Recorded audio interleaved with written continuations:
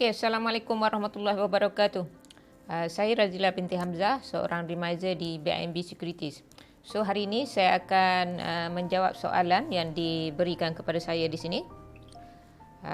Soalannya berbunyi, apakah yang perlu kita buat selepas kita buka akaun CDS? Okey, soalan tu nampak mudah, tetapi bagi setengah orang, dia memang tak tahu apa yang perlu dia buat selepas dia buka akaun CDS. Jadi sebenarnya akaun CDS ni kita sekarang ni, pada masa sekarang ni, semua akaun CDS dibuka secara online. Jadi semasa kita buka akaun CDS tu, kita dah ditanya broker manakah yang kita nak pilih. So di dalam application Bursa Anywhere yang kita buka akaun CDS tu, dia dah tanya broker mana, dan apabila kita letakkan mana-mana broker yang kita inginkan, contohnya katakanlah kita buka akaun dekat BIMB Securities. So dalam masa 24 jam ataupun hari berikutnya selepas kita hantar application tu, kita akan menerima email daripada broker yang kita mohon tu, sama ada permohonan kita berjaya atau tidak. Maksudnya sama ada permohonan untuk mohon CDS itu berjaya atau tidak. Selalunya jika maklumat yang kita berikan itu tidak lengkap, contohnya penyata bank tidak jelas, ataupun gambar IC-nya tidak jelas, so permohonan kita akan ditolak dan kita diminta untuk menghantar semula secara online juga. Okey. So jika semua dokumen-dokumen yang diperlukan lengkap, permohonan kita akan diluluskan. So kita akan menerima email daripada broker yang memproses akaun kita tu, dan selalunya akaun trading dibuka bersama.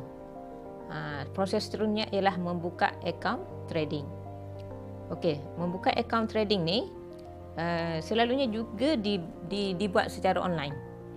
Contohnya, jika tuan-tuan dan puan-puan memohon akaun CDS di broker BIMB, jadi pihak BIMB akan menghantar link untuk mengisi borang akaun trading. So, bila kita dah terima email tersebut, kita isi borang secara online juga. Kita akan isikan segala maklumat-maklumat yang diperlukan. Jadi, borang permohonan akaun trading yang lengkap akan diproses dalam masa 5 hari bekerja. Jadi, sementara tu, perkara kedua yang perlu kita buat adalah membuka satu lagi bukan akaun, satu lagi kita panggil platform online. Jadi platform online ni membolehkan kita untuk melihat kaunter-kaunter yang mana kita nak berurus niaga nanti. Jadi selalunya link tu akan diberikan bersama dalam borang permohonan akaun trading tadi. Jadi selepas akaun trading tu diluluskan, kita akan nampak dalam platform tu button buy and sell. Jadi apabila dah ada button buy and sell tu, bermakna akaun kita dah siap sedia untuk berurus niaga. Okey, seterusnya adalah perkara ketiga. Perkara ketiga ialah modal lah. So modal ini sangat penting sekali, sebab kalau tak ada modal, macam mana kita nak trade? So macam mana nak masukkan modal?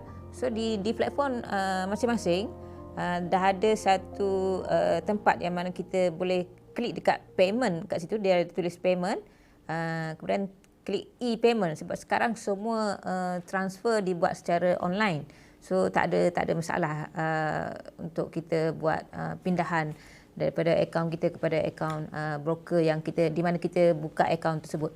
Dan selepas kita dah pindahkan duit kita bolehlah mulakan trade. Dan perkara keempat adalah apa dia?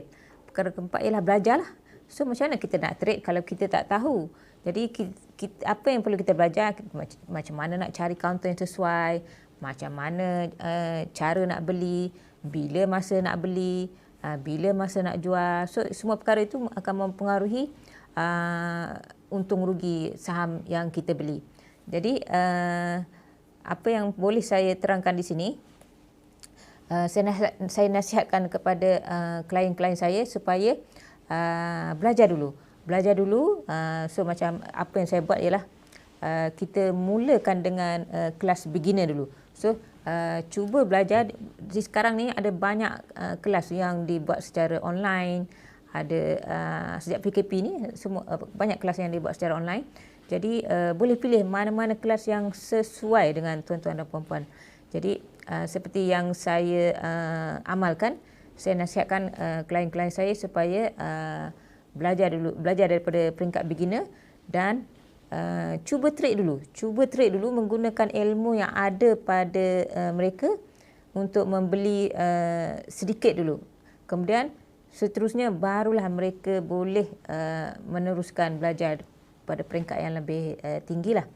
Jadi untuk klien-klien saya akan membuat satu sesi Zoom meeting. Jadi kita buat sesi Zoom meeting ni setiap minggu. So setiap minggu kita akan mengkaji kaunter-kaunter yang bersesuaian untuk untuk dibeli pada masa itu. Jadi saya nasihatkan supaya belajar sendiri bagaimana nak trade dan cuba buat kajian sendiri dan jangan terlalu mengikut orang, jangan terlalu mengikut orang lain. Okey, kenapa saya kata kita tak perlu mengikut orang? Sebab masing-masing berbeza. Setiap individu berbeza dari segi modal dia, berbeza dari segi holding power, berbeza dari segi masa dan yang diperuntukkan untuk membuat kajian satu-satu kaunter. Jadi lebih baik kita membuat kajian sendiri mengikut keselesaan masing-masing. Jadi itu saja untuk kali ini. Kepada mereka yang baru saja membuka akaun CDS, selamat maju jaya. Selamat trade dengan jayanya. Jika anda suka kepada video ni, sila like, share dan subscribe. Okey.